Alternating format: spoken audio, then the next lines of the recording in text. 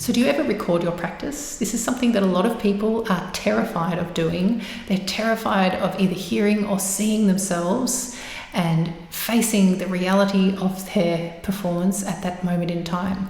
I find it with my students. I have students who are very reluctant to video their own practice, especially singers. Singers get stressed about hearing their own voice on tape, which never sounds the way that we think it sounds in a room. But as musicians today, we have this one amazing tool, the smartphone with a camera, which is, I think it's kind of revolutionary. It really shortcuts hours and hours of grinding practice. I know it in my own practice. If I haven't videoed myself for a while and then I do video myself, I can see the problem instantly. I see this problem and I think I should have just recorded myself 2 weeks ago when I had this problem that I was trying to fix. Because I would have seen what I'm doing. I would have seen why the problem is occurring, which you can't tell so much when you're in the moment of playing. So when you first watch the video, often there'll be a moment of cringe where you go, I can't believe I sound like that. Oh, it's terrible. I don't want anyone else to see this video. And of course, no one else has to see the video. I would say you probably want to delete it after you finish because you're going to run out of space on your phone if you're recording your practice every day. And then when you actually get over that moment of cringing at yourself on the screen, once that moment has once you've got that out of your system, you can look at the video from the perspective of an external observer, from a very objective perspective. You are now the teacher watching the student on the screen. And so you can see that moment of tension in the facial muscles before trying to hit a high note.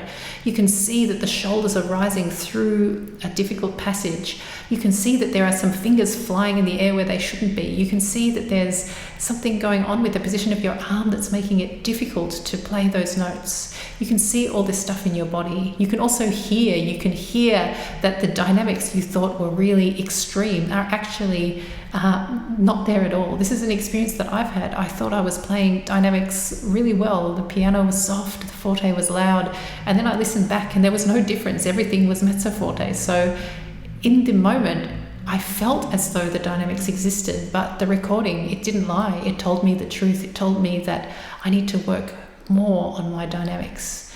And so then I could try again. I could try the piece again. I could try playing the piano as extreme soft as I could, and then the forte as extremely loud as I could, and then watch back and see the difference in those sections.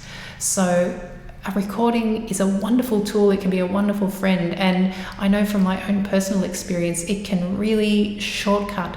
If you record yourself, you are often getting rid of hours of grinding practice, of practicing in bad habits, of practicing the wrong way, practicing the wrong things, practicing with wrong technique. So today I encourage you to take out your phones, record yourself and watch it.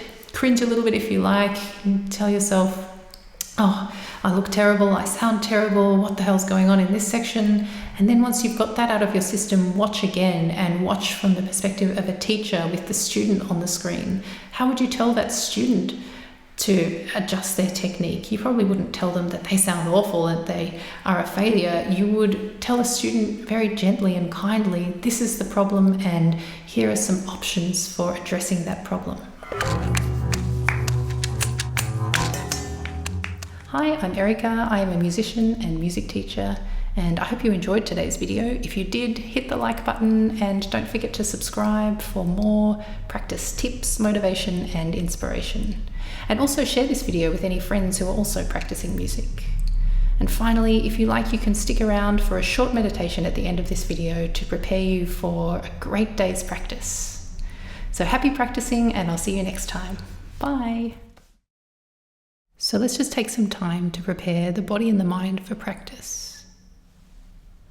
Take out your instrument, books, music, whatever you need for your practice today, and then spend a few moments making the space comfortable. And when you're ready, coming to a place of stillness, you can stand or sit with your instrument. And then, with the next exhale, gently closing the eyes.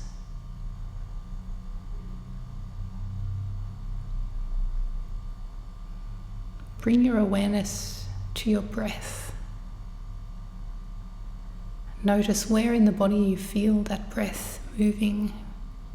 The nose, the throat, chest, diaphragm.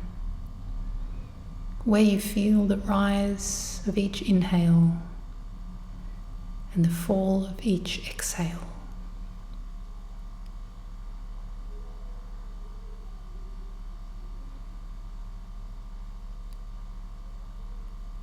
And now you can begin to count each breath. 1 with the inhale, 2 with the exhale, 3 inhale, 4 exhale. Just up to a count of 10, then returning back to 1 again.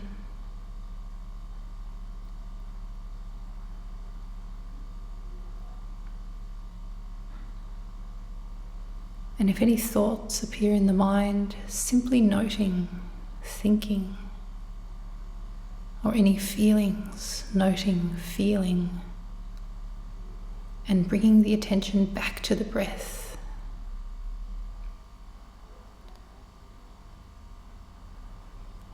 If you find you're distracted, simply returning to the count of 1, back to 10,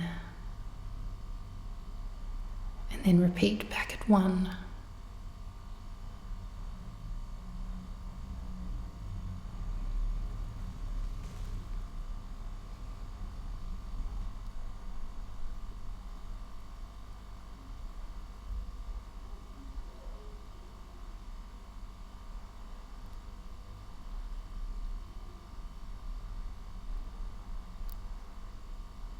So now slowly bringing your awareness back to the body,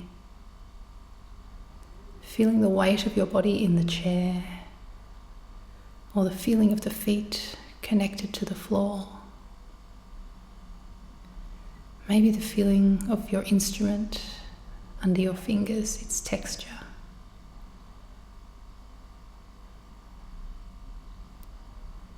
And then, when you're ready, you can blink the eyes open, and I wish you a wonderful day's practice.